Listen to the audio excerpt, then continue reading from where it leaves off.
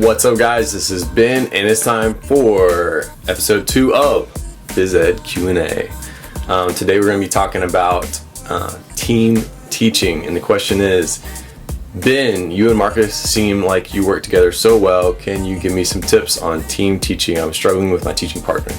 I've gotten a few questions like that in the past, and people that are either working with somebody that's not really on the same page as them, or maybe you just are on the same page but you're just struggling to figure out where the give and go is with team teaching. What you're looking for with team teaching is synergy, and what I mean by that is everybody knows that 2 plus 2 equals 4, but when you have a team teacher that you really connect with, 2 plus 2 can actually equal 6. Because what happens is when two people that connect and have that synergy come together and they work together with someone else that has that same energy, the product of those two people coming together is bigger than both of them alone. And so that's what you're really looking for. You want to be able to encourage and feed off each other and offer feedback and be able to help each other take your game to the next level. And that has been my experience with Marcus when we've been working together. He actually got a new job at a new school this year, so we are not going to be together anymore. But that is the goal with anybody that you're teaching with. Now, I know a lot of you can't choose who you work with, but you can do a lot of different things to try to get into that situation. If you're in a really bad teaching situation with people that you do not connect with, and you have tried lots of different things, don't forget, friends, that you are in charge of your own life. You can always look for a better situation and try to get hired somewhere else. And if you don't know of any other good situations, you need to get on social media, you need to get on Twitter, you need to go to your state and local PE conferences so you can start to connect with the people that live around your area and start to meet some of those people that you might like to work with in the future.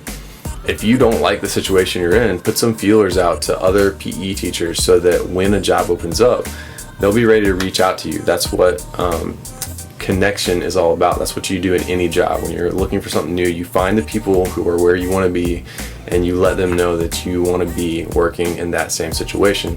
When the opening pops up, you'll be ready to go in for an interview and be considered to work there.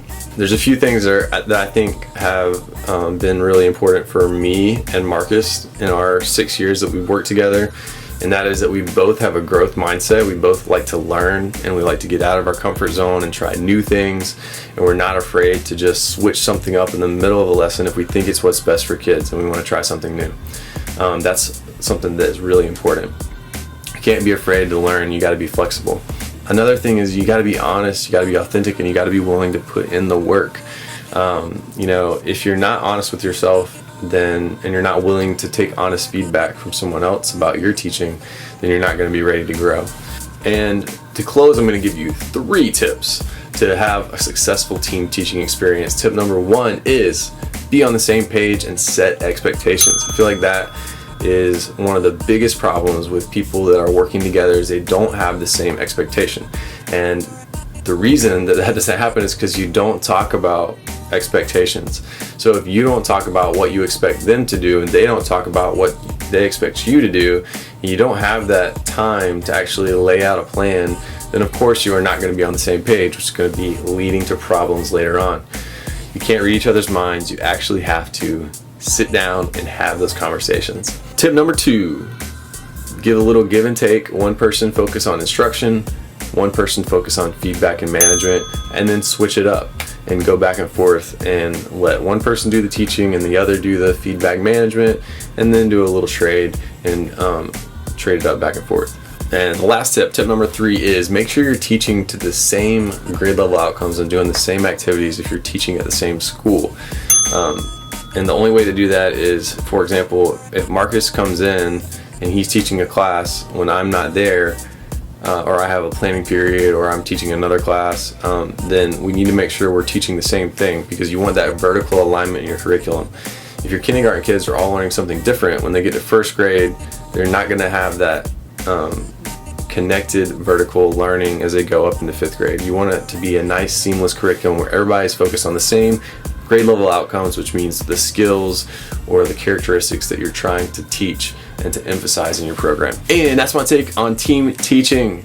Hope you have an awesome day, and good luck with those tough team teaching situations. I know it can be hard, especially when you're at a secondary level. You're trying to share a gym with all these different people, and you're all trying to do different things, and you all have different philosophies. You just got to be creative, and don't forget that you're in charge of your own life. If you're in a bad situation, you can get out of it. So if you need to get out of it, don't feel bad about it. You got to do what you got to do. Thanks for watching, guys. It's my opinion. Again, you're free to have your own. If you have a different opinion than me, I would love to hear it in the comment section. And I hope you have an awesome day. P.S. If you want to have your question answered, hit me up on Twitter at the PE Specialist. And you can also hashtag it with hashtag PhysEdQ&A. You guys have a great week.